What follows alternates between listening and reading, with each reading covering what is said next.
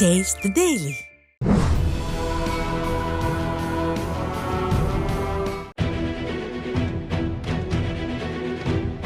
பெஞ்சல் புயல் ஒரு வழியாக எப்போதுதான் கடந்து செல்லும் என்று கனவு கண்டு கொண்டிருந்த தமிழ்நாட்டு மக்களை ஒரு வழியாக்கிவிட்டு சென்றிருக்கிறது என்றுதான் சொல்ல வேண்டும்.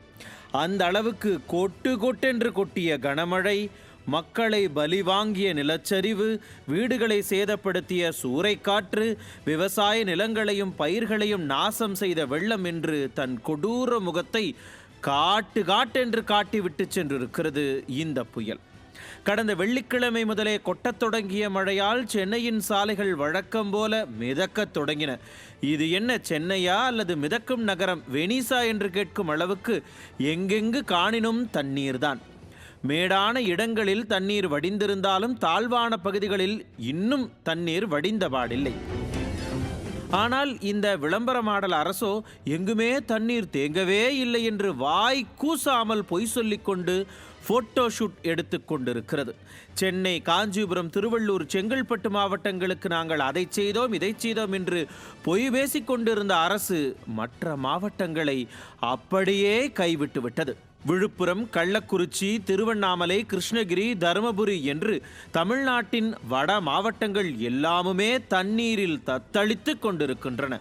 அந்த மாவட்டங்களுக்கெல்லாம் எந்தவிதமான கனமழை எச்சரிக்கையோ தேவையான முன்னெச்சரிக்கை ஏற்பாடுகளோ இந்த அரசால் துளியும் செய்யப்படவில்லை. அதன் காரணமாகத்தான் மக்கள் இன்றைக்கு துக்கப்பட்டு கொண்டும் துயரப்பட்டு கொண்டும் இருக்கிறார்கள்.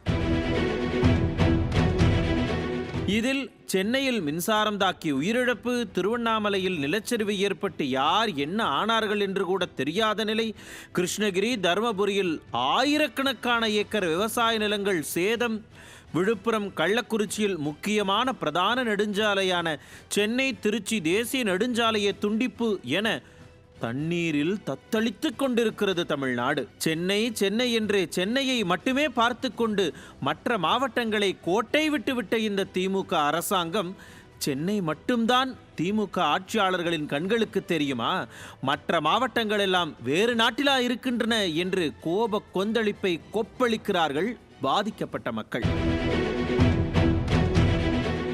எந்த அளவு மழை பெய்தாலும் எங்குமே மழைநீர் தேங்கவில்லை, எந்த பாதிப்பும் ஏற்படவில்லை என்று பொய்யாக பேசுவதே இந்த திமுக அரசாங்கத்துக்கு வேலையாகிவிட்டது. முதலமைச்சர் முதல் அனைத்து அமைச்சர்களுமே இப்படி பொய்யாக பேசியதால் தான் மக்களும் ஒருவேளை பாதிப்பு இல்லையோ என எண்ணி வீட்டை விட்டு வெளியே வந்து வெள்ளத்தில் சிக்கிக் கொண்டார்கள். முன்னெச்சரிக்கையாக தமிழ்நாட்டில் எல்லா மாவட்டங்களிலும் வேலை செய்திருந்தால் இந்நேரம் இந்த அளவு சேதாரங்கள் ஏற்பட்டிருக்காமல் தடுக்கப்பட்டிருக்குமே.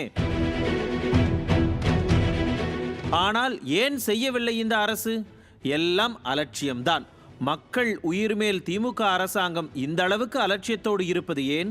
வாக்களித்த மக்களை கிள்ளுக்கிறியாக நினைத்து விட்டாரா ஸ்டாலின்? தமிழகத்தை தண்ணீரிலும் தமிழ்நாட்டு மக்களை கண்ணீரிலும் தத்தளிக்க விட்டது ஏன்? இன்னமும் பாடம் கற்றுக்கொள்ளவில்லையா இந்த திராவிட மாடல் அரசாங்கம்? நியூஸ் ஜே செய்திகளுக்காக இணையாசிரியர் மனோஜ்குமார் கோபாலன்.